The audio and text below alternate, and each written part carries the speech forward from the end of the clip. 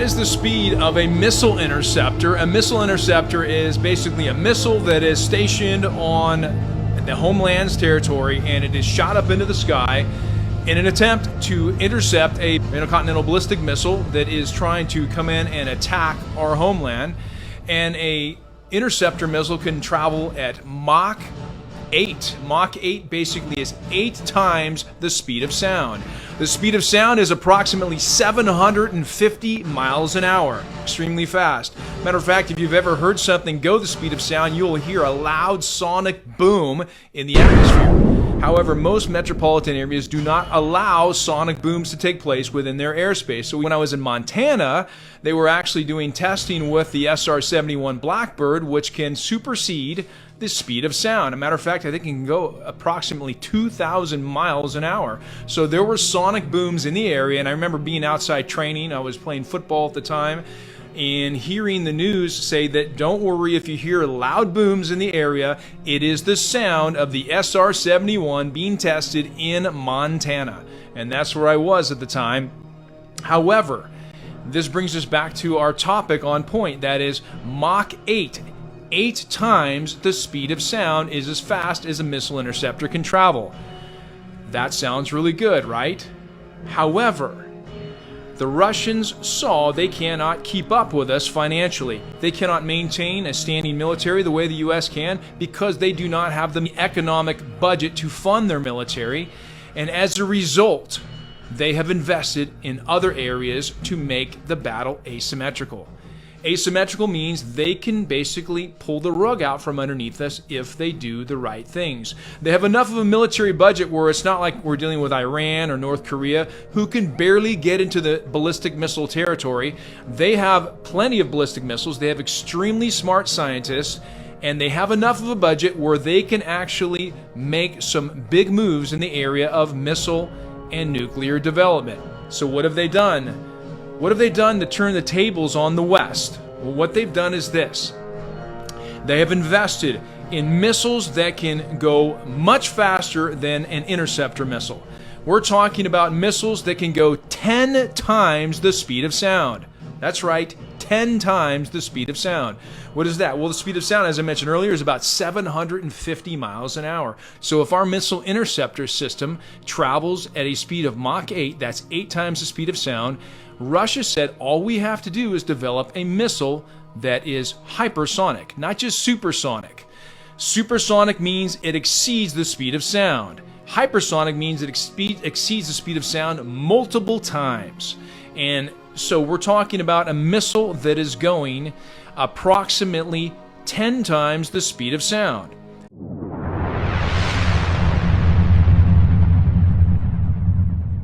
Putin's 16,000 mile an hour missile, it's called the Satan II. Kind of a weird name.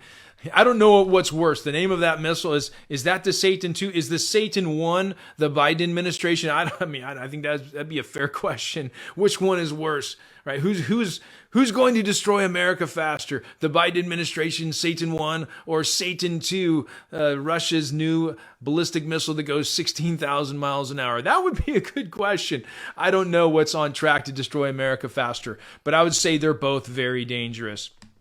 Matter of fact, the Biden administration, since they're on the inside, they might even be more dangerous. And as I mentioned before, they had the chance to stop this Ukraine war before it even started.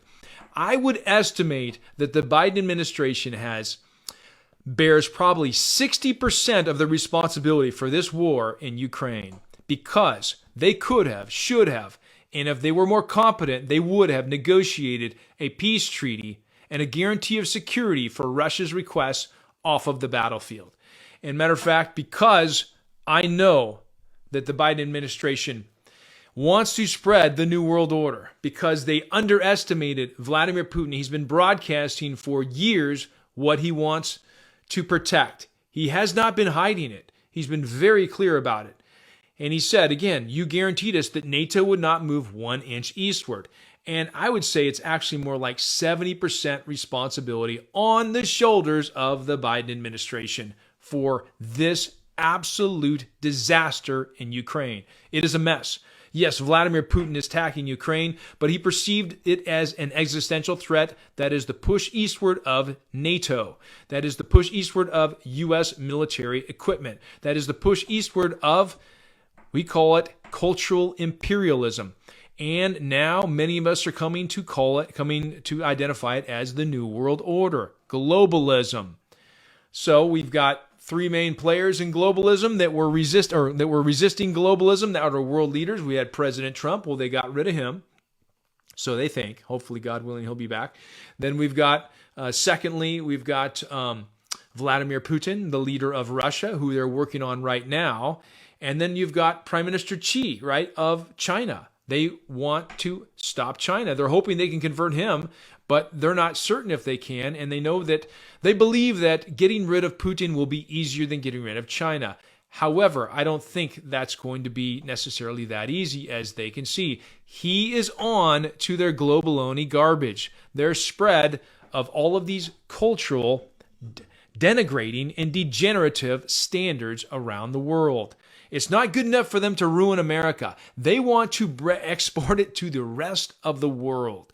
That's right, because their ideas are just so great. They're just so fabulous, outstanding ideas. I mean, look how well they run their cities in New York and in Chicago and Minneapolis. They're just doing such a fabulous job. They need to export this to the entire world. And Vladimir Putin's going, no way, you aren't bringing that over here, buddy. You're not pushing that over here, right? And so, I mean, even in the UK, right, they've exported it to the UK.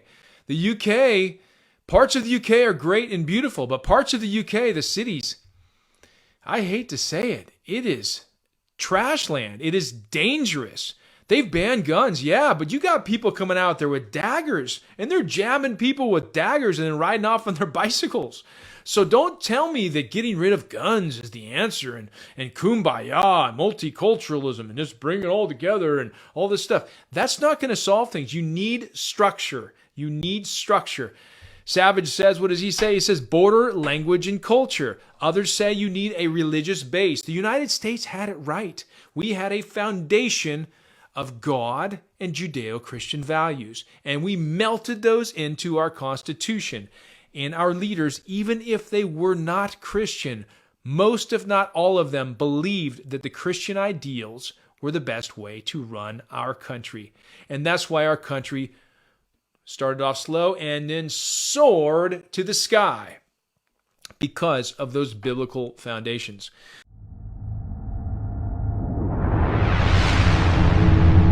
Would have an extremely detrimental effect on our society if one or two or more of our satellites were exploded by Russia. So we should take this seriously. How do you counter this?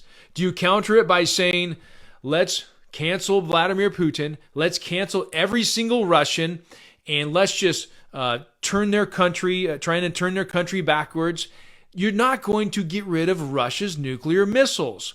Russia has the ability to take out our satellites, which would send us back to basically the Wild West. Okay? We can't just pull these nuclear missiles from Russia. We need to do what President Trump did. We need to negotiate with Russia. Simple as that. Doesn't mean we have to agree with them on everything. It doesn't mean that we have to adopt their ways in our country, but it means we have to respect them. The inception of Russia's nuclear arms forces started very shortly after ours. After the end of World War II, we actually were allies, though we didn't have all of the same beliefs, but we were allies at that point in time. And for some reason, things went this way. They got a little bit egomaniacal and tried to take over the world, and we countered that effectively during the Cold War. However, now Russia has shrunk down somewhat. As a result, Russia doesn't want to go throughout the world. Russia wants to do exactly what Putin says they want to do. They want security. They want protection. They want a buffer from the New World Order. Why won't Biden? Why won't Victoria Nuland? Why won't this guy Blinkety Blinken give them those securities? Why do they have to be such intolerant control freaks? The same way they were with President Trump, the same way they are with you, the same way they are with me. Why are they so intolerant? They are too intolerant for their own good, and as a result, they could slip us into a major conflict with Russia. Russia would not need to launch a missile at the United States homeland.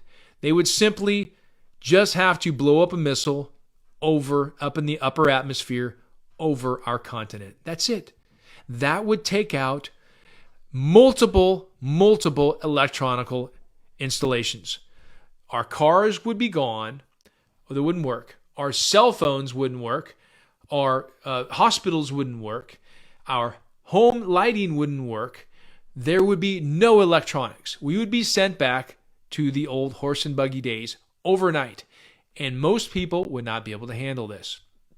Russia has a very advanced capability and ability to do this. We need to negotiate with Russia. Sleepy Joe Biden, talk to Vladimir Putin. Negotiate with him. If Obama is controlling you, say, hey, Obama, can you do me a favor, Barry? Can I talk to Vlad? Because Vlad has got too many nuclear missiles, okay? Our army on the ground might be better than his, but his nuclear forces are probably better than ours. And they have more creative ways how to use these nuclear missiles than we have. Can you let me talk to him, Barry? Come on, Joe. Just ask him. See if Barry will let you talk to him. Because right now, you are not going to win this conflict with Russia. You're not going to win it. They kept saying, oh, Vladimir Putin. What did they say? Remember the one time they're like, Vladimir Putin. I think there was a military analyst. He was a former general. He was brought on to MSNBC, one of the mainstream media news sources. And they asked him, they said, hey, what do you think is going to happen with Russia? And he said, oh, Russia, they only have, at the most, 11 days left. 11 days left and Russia is done. Russia won't be able to keep up and maintain their military forces. They're going to run out of fuel. They're going to run out of supplies. 11 days is done. This guy probably being paid by the military-industrial complex and the left-wingers, the pay-to-play, right? He's playing and he's getting paid to say what they want, clearly, because I knew more than this guy and I'm not a general. You know how many days ago that 11-day notice was? That was about 25 days ago. Yep. No credibility for a U.S., four-star general who went on a mainstream media news source. And what did he say? Russia's going to be done in about 11 days. Well, I guess you're wrong, bud. I guess you're really wrong. Who is paying you and how much? Just a good question I have got for you. Anyway, the point is, that's what they've been predicting. Russia is in this for the long haul, and they are going to stick it through. They're willing to lose many people, unfortunately, for them and for others, right? And for the Ukrainians. The Ukrainians are losing many people. And what is Zelensky saying? He keeps saying, no concessions. I am not going to give in to Vladimir Putin. No concessions. Meanwhile, he's losing thousands upon thousands upon thousands of his own citizens. Why doesn't Zelensky negotiate with Putin? Give him his security guarantees. Give those to Putin. Save your people, Zelensky. Who is promising you what? That's my question. Who in the West is promising Zelensky a big golden parachute? I'm wondering that. I'm going, why is Zelensky not negotiating more aggressively for peace? He could, he should, and in most cases you would think he would, but he's not. And why is he not doing this? For every 1,000 Russian soldiers who die, there's probably tens of thousands Ukrainians who are dying. This is not good. This is horrible. This is terrible. Zelensky needs to sue for peace. Biden needs to sue for peace. And if he's got to ask his big brother, Obama, then ask him, Sleepy Joe. But you need to negotiate with Putin. Give him his security guarantees. Focus on America. Step down from your big high horse of spreading globalism around the world. That's not the most important thing. They might have told you that at your conferences, okay, with these guys. But it's not the most important thing. The most important thing is maintaining a general sense of world peace. You can't push world peace. You can't push your cultural imperialism everywhere. You just can't do it. You think you can, but you're showing you can't do it. You don't have the ability to do it.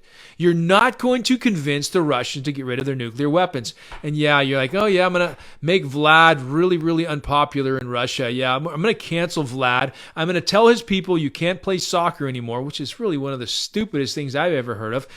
If people, you don't want them to battle it out on the battlefield, why don't you have them battle it out on the playing field? I mean, that's a pretty normal thing. That's a good thing. That's an outlet for aggression, right? Let the countries battle it out on the sports field. But no, the FIFA and all these guys, World Cup organization, they got to jump in and pile on and bully up and all this kind of stuff with their cancel, and take Russia out of the World Cup.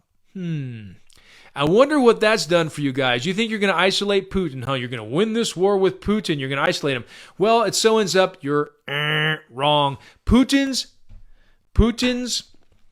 approval went up to 82 or so percent. It was in the 70s or something before, 69, 70 something.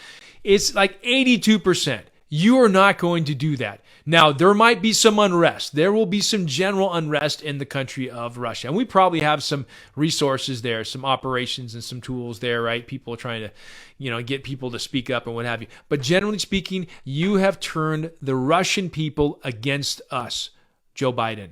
You have not only thought that you were going to do to Putin what you did to Trump, you thought you were going to silence him, you thought you were going to malign him, you were going to ignore what he was requesting, and you were going to say, no, he really means this. Well, no, he actually probably really did mean what he said originally, but you never took him seriously, right? And as a result, you manipulated it and said Putin wants to be Hitler and wants to take over the rest of Europe.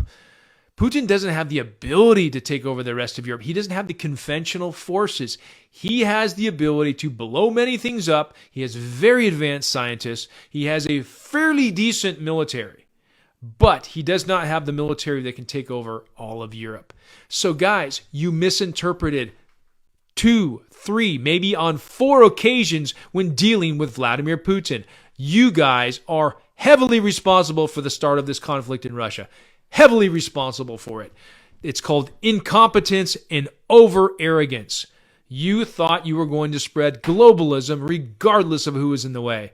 Except you've got a guy in the way who has nuclear missiles and he's armed to the teeth with them, probably more advanced than our missiles as well, too, as he's been demonstrating with anti-missile, anti-satellite missiles, EMP capabilities, and hypersonic missiles that our missile defense systems cannot stop. As a result, you need to negotiate with Russia. That's how it is. We need to negotiate with Russia. Put this war to a stop. Put it over. Put it to an end. And move on. That's what we need to do. Now, easier said than done. Common sense isn't always common practice. And we are dealing with some very egotistical people. And that is the main thing if you look at the spiritual context and open up the Bible, because for many of these conflicts, we're starting to get to the meaning of life. Why are people doing what they're doing? Why are we moving to this one world government? Well, what was the main sin that Satan committed in heaven? He committed the sin of pride. Pride basically told him that nobody can tell him what to do. He wanted to be worshipped himself, and as a result, he tried to get a number of angels to follow him instead of God. Sounds a lot like the New World Order and globalist left.